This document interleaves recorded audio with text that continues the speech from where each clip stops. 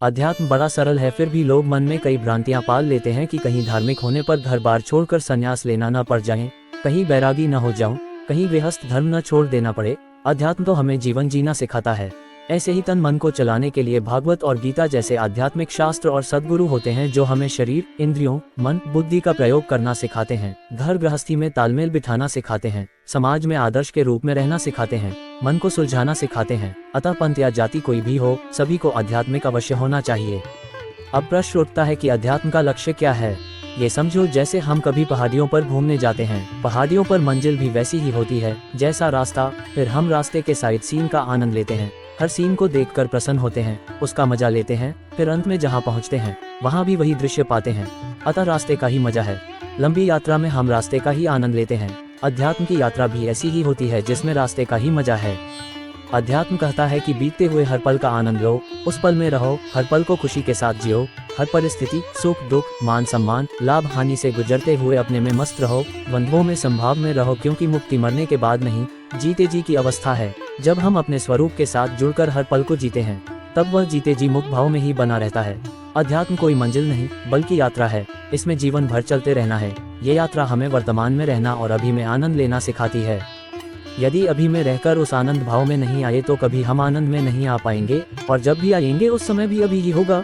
वैसे हम पूरा जीवन अभी अभी की श्रृंखला में जीते हैं, जन्म से लेकर मृत्यु तक अभी अभी में ही जीते हैं। फिर भी मन भूतकाल या भविष्य में ही बना रहता है, और भूतकाल का दुख या भविष्य का डर या लालच में ही मन घूमता रहता है। लेकिन जब हम अभी में आते हैं उसी समय से हमारे जीवन में अध्यात्म का प्रारंभ होता है, और फिर हम इस अभी की कड़ी को पकड़ कर रखते हैं।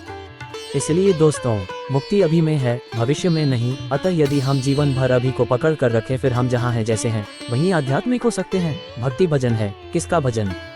ब्रह्म का, महान का। महान वह है जो चेतना के स्तरों में मूर्धन्य है, यज्ञों में यज्ञीय है, पूजनीयों में पूजनीय है, सत्वसंपन्नों में शिरोमणि है, और एक होता हुआ भी अनेक का शासक, कर्मफल प्रदाता तथा भक्तों की आवश्यकताओं को पूर्ण करने वाला है। मानव चिरकाल से इस एक अनादि सत्ता ब्रह्मक में विश्वास करता आया है। भक्ति साधन तथा साध्य द्विविध है। साधक जब साधन में ही रस लेने लगता है, उसके फलों की ओर से उदासीन हो जाता है, यही साधन का साध्य बन जाता है। पर प्रत्येक साधन का अपना पृथक फल भी है। भक्ति भी साधक को पूर्ण स्वाधीनता, पवित्रता, एकत्व भावना तथा प्रभु प्राप्ति जैसे मधुर फल देती है। प्रभु प्राप्ति का अर्थ जीव की समाप्ति नहीं है, संयुजा और सखा भाव से प्रभु में अवस्थित होकर आनंद का उपभोग करना है। आचार्यम रामानुज, मध्व, निम्बाक तथा आदिक का मत यही है।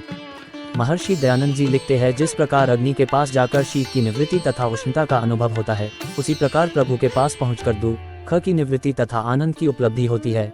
परमेश्वर के समीप होने से सब दोष दुख छूटकर परमेश्वर के गुण, कर्म, स्वभाव के सदृश जीवात्मा के गुण, कर्म और स्वभाव पवित्र हो जाते हैं। परमेश्वर की स्तुति, प्रार्थना तथा उपासना से आत्मा का बल इतना बढ़ेगा कि पर्वत के समान दुख प्राप्त होने पर भी वह नहीं घबराएगा और सबको सहन कर सकेगा। दोस्तों, ईसाई लोग प्रभु में पितृभावना रखते हैं, क्योंकि पाश्चात्य विचारकों के अनुसार जीव को सर्वप्रथम प्रभु के नियामक, शासक एवं दंडदाता रूप का ही अनुभव होता है। ब्रह्मांड का वह नियामक है, जीवों का शासक तथा उनके शुभाशुभ कर्मों का फलदाता होने के कारण न्यायकारी दंडदाता भी है।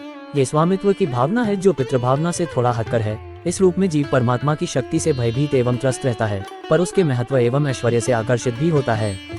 अपनी क्षुद्रता, विवशता एवं अल्पज्ञता की दुखद स्थिति उसे सर्वज्ञ, सर्वसमर्थ एवं महान प्रभु की ओर खींच ले जाती है। भक्ति में दास्य भाव का प्रारंभ स्वामी के सामीप्य लाभ का अमोघ साधन समझा जाता है। प्रभु की रुचि भक्त की रुचि बन जाती है। अपनी व्यक्तिगत इच्छाओं का परित्याग होने लगता है। स्वामी की सेवा का सातत्य स्वामी और सेवक के बीच की दूरी को दूर करने वाला है। इससे भक्त भगवान के साथ आत्मीयता का अनुभव करने लगता है और उसके परिवार का एक अंग बन जाता है। प्रभु मेरे पिता हैं, मैं उनका पुत्र हूँ। ये भावना दास्य भावना से अधिक आकर्षणकारी तथा प्रभु के निकट लाने वाली है। उपासना शब्द का अर्थ ही भक्त को भगवान के निकट ले जाना है। वात्सल्य भाव का क्षेत्र व्यापक है। यह मानव क्षेत्र का अतिक्रांत करके पशु एवं पक्षियों के क्षेत्र में भी व्याप्त है। पितृ भावना से भी बढ़कर मातृ भावना है। पुत्र पिता की ओर आकर्षित होता है, पर साथ ही डरता भी है। मातृ भावना में वह डर दूर हो जाता है। सज्जनों, माता प्रेम की मूर्ति है, ममत्व की प्रतिमा है। पुत्र उसके समीप शंख भाव से चला जाता है। ये भावना वात्सल्य भाव को जन्म देती है। रामानुजीय वैष्णव संप्रदाय में केवल वात्सल्य और कर्म मिश्रित वात्सल्य को लेकर जो माजार किशोर तथा कपि किशोर न्याय द्वारा समझाए जाते हैं, दो दल हो गए थे। कुछ टैकले और बटकाले एक केवल प्रपत्ति को ही सब कुछ समझते थे, दूसरे प्रपत्ति के साथ कर्म को भी आवश्यक मानते थे। स्वामी तथा पिता दोनों को हम श्रद्धा की दृष्टि से अधिक देखते हैं। मातृ भावना में प्रेम बढ़ जाता है, पर दाम्पत्य भावना में श्रद्धा का स्थान ही प्रेम ले लेता है। प्रेम दूरी नहीं नृत्य चाहता है और दाम्पत्य भावना में यह उसे प्राप्त हो जाता है। श्रृंगार, मधुर अथवा उज्ज्वल रस भक्ति के क्षेत्र में इसी कारण अधिक अपनाया भी गया है। वैदिक काल के ऋषियों से लेकर मध्यकालीन भक्त संतों की हृदय भूमि को पवित्र करता हुआ यह अद्यावधि अपनी व्यापकता एवं प्रभविष्णुता को प्रकट कर रहा है। सज्जनों, भक्ति क्षेत्र की चरम साधना सख्य भाव में संवसित होती है। जीव ईश्वर का शाश्वत सखा है। प्रकृति रूपी वृक्ष पर दोनों बैठे हैं। जीव इस वृक्ष के फल चखने लगता है और परिणामत ईश्वर के सखा भाव से पृथक हो जाता है। जब साधना करता हुआ भक्ति के द्वारा वह प्रभु की ओर उन्मुख होता है तो दास्य, वात्सल्य, दाम्पत्य आदि सीढ़ियों को पार करके पुनः सखा भाव को प्राप्त कर लेता है। इस भाव में न दास का दूरत्व है, न पुत्र का संकोच है और न पत्नी का अधीन भाव है। ईश्वर का सखा जीव स्वाधीन है, मर्यादाओं से ऊपर है और उसका वरेण्य बंधु है। आचार्य वल्लभ ने प्रवाह, मर्यादा, शुद्ध अथवा पुष्ट नाम के जो 4 भेद पुष्टिमार्गीय भक्तों के किए हैं, उनमें पुष्टि का वर्णन करते हुए वे लिखते हैं, कृष्णधी न तु मर्यादा स्वाधीन पुष्टिरुचिते। सख्य भाव की यह स्वाधीनता उसे भक्ति क्षेत्र में ऊर्ध्व स्थान पर स्थित कर देती है। भक्ति का तात्विक विवेचन वैष्णव आचार्यों द्वारा विशेष रूप से हुआ है। वैष्णव संप्रदाय भक्ति प्रधान संप्रदाय रहा है। श्रीमद् भागवत और श्रीमद् भगवद गीता के अतिरिक्त वैष्णव भक्ति पर अनेक श्लोकबद्ध संहिताओं की रचना हुई। सूत्र शैली में उस पर नारद भक्ति सूत्र तथा शांडिल्य भक्ति सूत्र जैसे अनुपम ग्रंथ लिखे गए। पराधीनता के समय में भी महात्मा रूप गोस्वामी ने भक्तिरसायन जैसे अमूल्य ग्रंथों का प्रणयन किया। भक्ति तत्व तंत्र को हृदयगम करने के लिए इन ग्रंथों का अध्ययन अनिवार्य अपेक्षित है। आचार्य वल्लभ की भागवत पर सुबोधिनी टीका तथा नारायण भट्ट की भक्ति की परिभाषा इस प्रकार दी गई है। सवै पुंसा परो धर्मो यतो भक्ति रथोक्षजे अहेतुक्यो प्रतिहता ययात्मा संप्रसिद्धति। भगवान में हेतु रहित निष्काम एक निष्ठा युक्त अनवरत प्रेम का नाम ही भक्ति है। यही पुरुषों का परम धर्म है।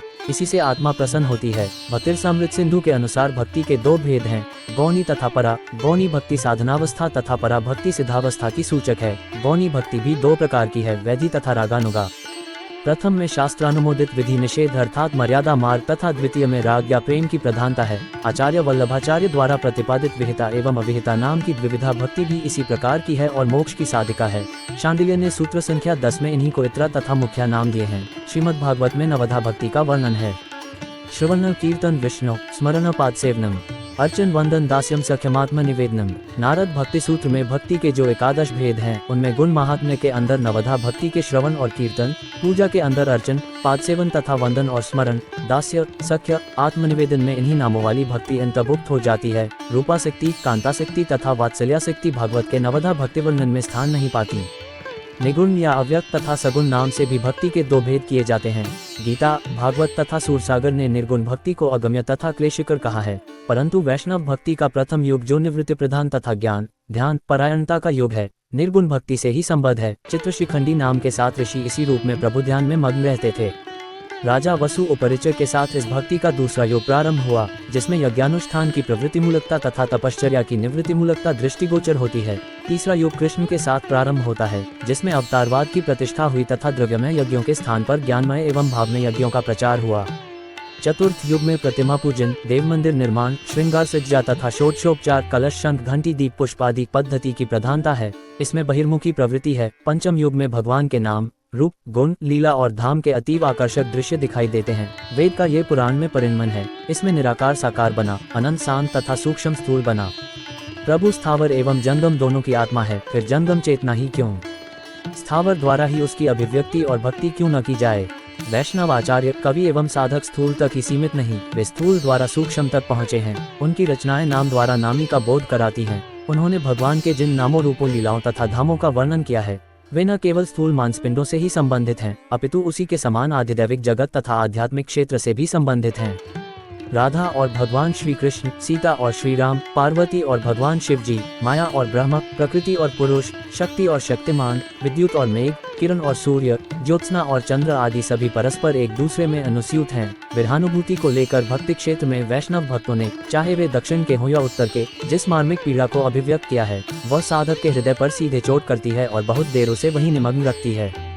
लोक से कुछ समय के लिए आलोक में पहुंचा देने वाली वैष्णव भक्तों की ये देन कितनी श्लाघनीय है, कितनी मूल्यवान है, और इससे भी अधिक मूल्यवान है उनकी स्वर्ग प्राप्ति की मान्यता, मुक्ति नहीं, क्योंकि वह मुक्ति का ही उत्कृष्ट रूप है। भक्ति ही उपेक्षणीय है, स्वर्ग परित्याज है, उपेक्षणीय है, इसके स्थान पर प्रभु प्रेम ही स्वीकरणीय है। वैष्णव संप्रदाय की इस देन की अमित छाप भारतीय हृदय पर पड़ी है। उसने भक्ति को ही आत्मा का आहार स्वीकार किया है। भक्ति तर्क पर नहीं, श्रद्धा एवं विश्वास पर अवलंबित है। पुरुष ज्ञान से भी अधिक श्रद्धा में है। मनुष्य जैसा विचार करता है वैसा बन जाता है। इससे भी अधिक सत्य इस कथन में है कि मनुष्य की जैसी श्रद्धा होती है उसी के अनुकूल और अनुपात में उसका निर्माण होता है। प्रेरक भाव है, विचार नहीं। जो भक्ति भूमि से हटाकर द्यावा में प्रवेश करा दे, मिट्टी से ज्योति बना दे, उसकी उपलब्धि हम सबके लिए निस्संदेह महियसी है। हृदय श्रद्धा या भाव का प्रतीक है। भाव का प्रभाव वैसे भी सर्वप्रथम हृदय के स्पंदनों में ही लक्षित होता है।